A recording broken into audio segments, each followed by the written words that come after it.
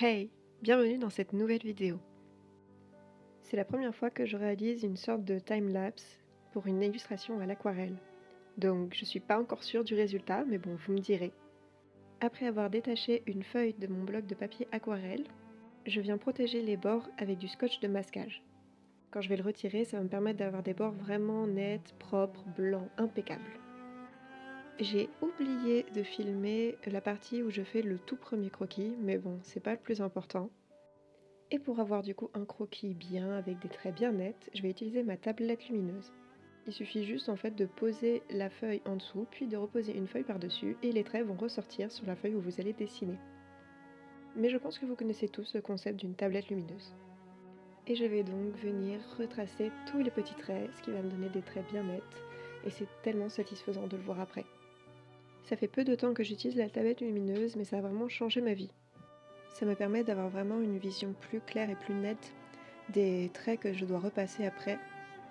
Donc oui, ça me rajoute une étape en plus, mais au final, elle me fait pas perdre tant de temps que ça, et puis c'est tellement satisfaisant.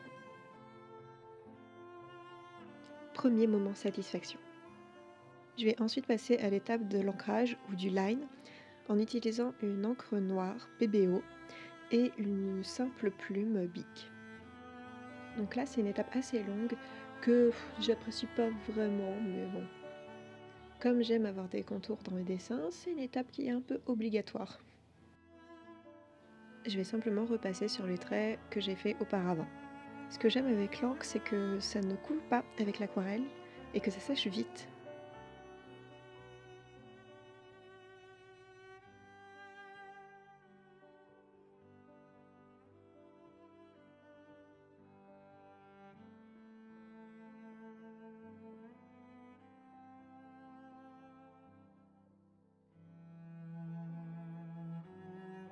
Une fois que j'ai terminé de repasser les traits avec mon encre, je vais venir prendre un feutre noir, je crois que c'est un Faber-Castell celui-là, pour venir faire les petites rainures, les petits détails, un peu fignoler le dessin.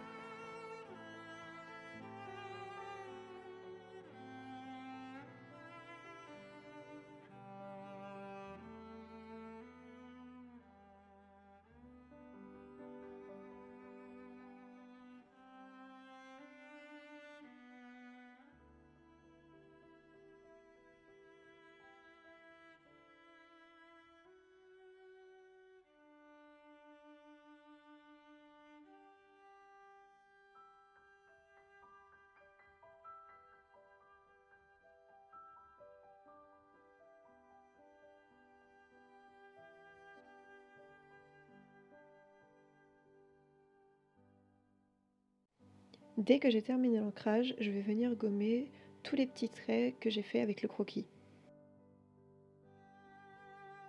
Je vais venir ensuite pchiter la feuille avec de l'eau pour l'humidifier un peu, pour déjà la préparer à l'aquarelle. Et je viens éponger l'excédent d'eau. Je vais donc pouvoir passer à l'étape de la couleur avec mon aquarelle. La mise en couleur, c'est vraiment une étape qui va être assez longue car je la fais en plusieurs parties. Dans un premier temps, je vais passer une première couche de couleur, donc elle ne sera pas très saturée. Je préfère y aller vraiment petit à petit, couche par couche.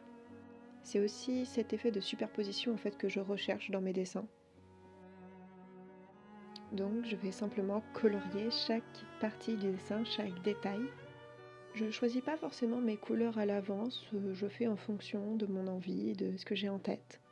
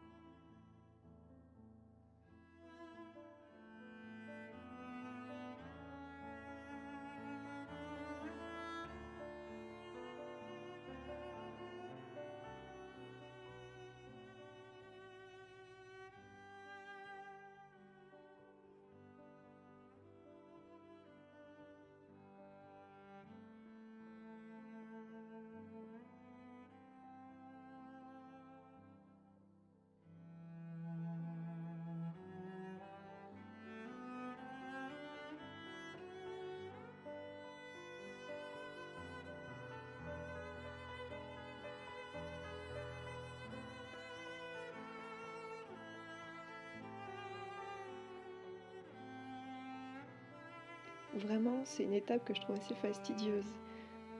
C'est pas celle qui me réjouit le plus.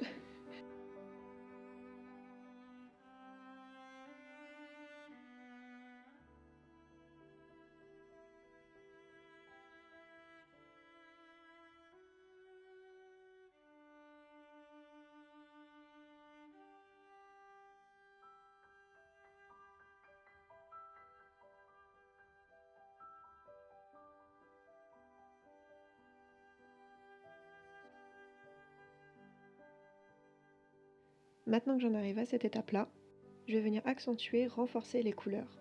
Pour ce faire, je vais tout simplement réutiliser les mêmes couleurs. En réutilisant les mêmes couleurs, je vais venir donc renforcer les couleurs de base, ce qui va créer une première ombre.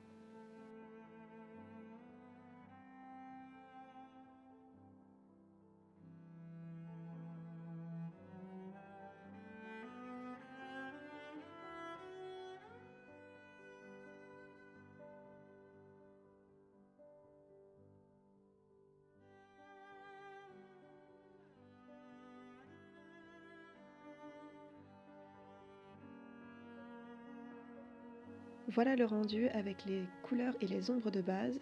C'est très basique, ça manque de saveur. Je vais donc venir accentuer encore tout ça. Pour cette dernière étape, je vais prendre des encres aquarelles. Dans cette peinture-là, les pigments sont vraiment plus saturés.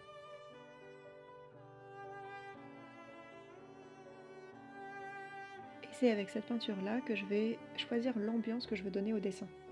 Donc là, j'avais envie d'une ambiance très chaude, très féerique. Et comme ce sont des pigments saturés, je vais venir les diluer et y aller étape à étape, petit à petit.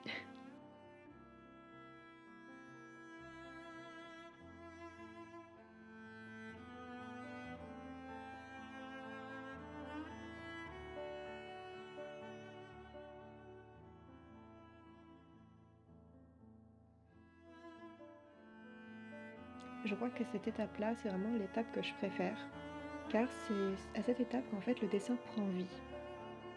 C'est vraiment à cette étape où je m'amuse le plus à placer les ombres et à essayer de créer une ambiance, une atmosphère assez unique et particulière.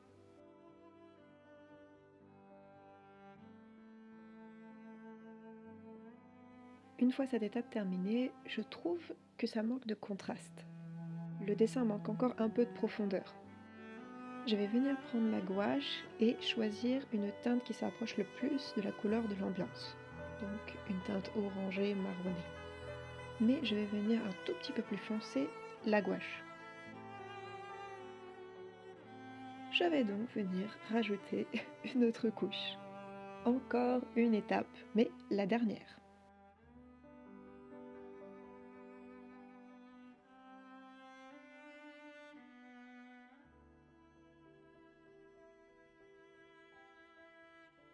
Je vais pour terminer finir tous les petits détails, donc dans ce cas-là, colorier les papillons, ajouter le blanc dans les yeux et quelques petits points de lumière.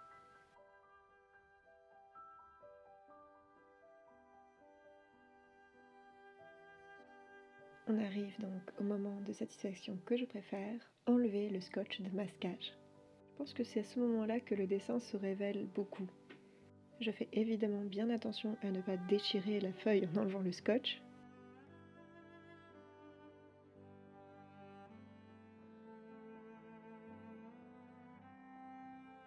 J'ajoute la touche finale en signant mon dessin.